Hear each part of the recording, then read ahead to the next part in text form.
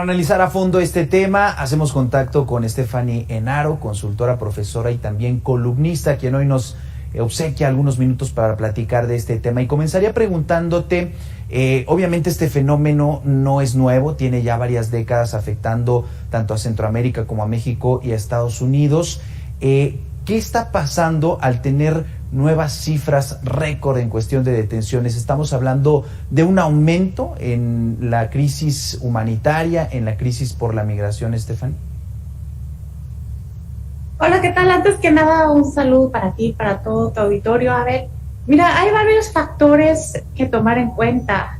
Primero, hay más crisis en Centroamérica. Tenemos la crisis, por ejemplo, de Nicaragua, también la crisis en el sur de Venezuela se sigue incrementando, ahora también en el Caribe tenemos la crisis de Cuba.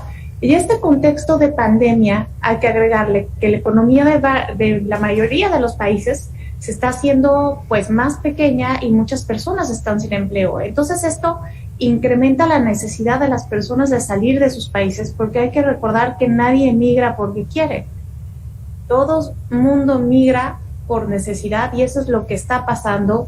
Y justamente en este contexto de pandemia, Abel, se vuelve un tema muchísimo más complicado, porque desde que estamos viviendo en la era del COVID-19, la seguridad nacional ha dejado de ser justamente militar o nacional para hacerse personal, porque estamos por así encapsulados por un virus que se fue traspasando de persona a persona, y en el caso de los migrantes esto es muy riesgoso porque cuando son detenidos pues quedan en condiciones de hacinamientos que hacen mucho más fácil que se contagien.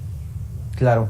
Te preguntaba sobre el tema de las nuevas cifras que da a conocer la patrulla fronteriza, porque este fenómeno a partir del año 2000 pareciera que tuvo una contención, incluso una disminución, una estabilización en el número de migrantes, aproximadamente 11 millones a partir ya de la década pasada. Sin embargo, hoy estamos viendo que en febrero teníamos detenciones en la frontera muy por encima de 100,000 personas, 100,000 migrantes, y prácticamente para el mes de julio se duplicó.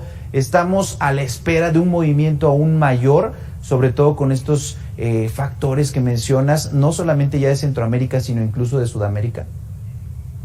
Yo creo que sí, porque las condiciones que está proveyendo la pandemia en los países son cada vez más duras. Tan solo aquí en México cada vez la situación es más difícil. Yo creo que conforme siga avanzando el año, más familias tendrán que dejar sus casas en busca de una mejor calidad de vida.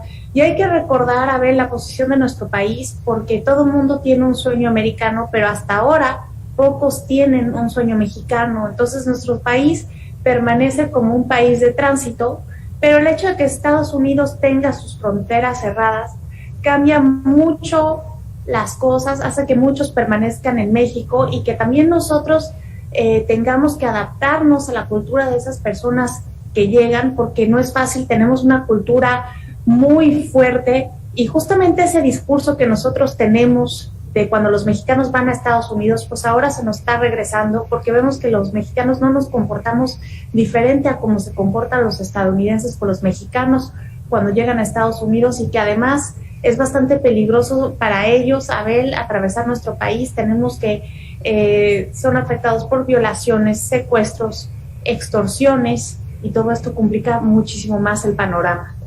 Ante esta situación que se prevé de mayor incremento en los flujos migratorios y sobre todo que se mantengan en nuestro país un mayor número de migrantes, ¿cuál tendría que ser la respuesta del Estado, la respuesta del gobierno, si estamos viendo que por un lado tratan de manifestar un mensaje de protección, pero por otro lado hay agentes migratorios, agentes de la Guardia Nacional que violan los derechos humanos de los migrantes?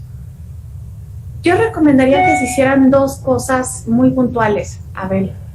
La primera es que se les dé una visa para que puedan trabajar, porque si no, no van a tener con qué comer, se van a morir de hambre, y si se ven en la necesidad podrían hasta llegar a cometer robos por tener que comer, y no, yo creo que se les debe la oportunidad de tener una vida honrada. Y número dos, también abogaría por que tuvieran unas condiciones sanitarias dignas.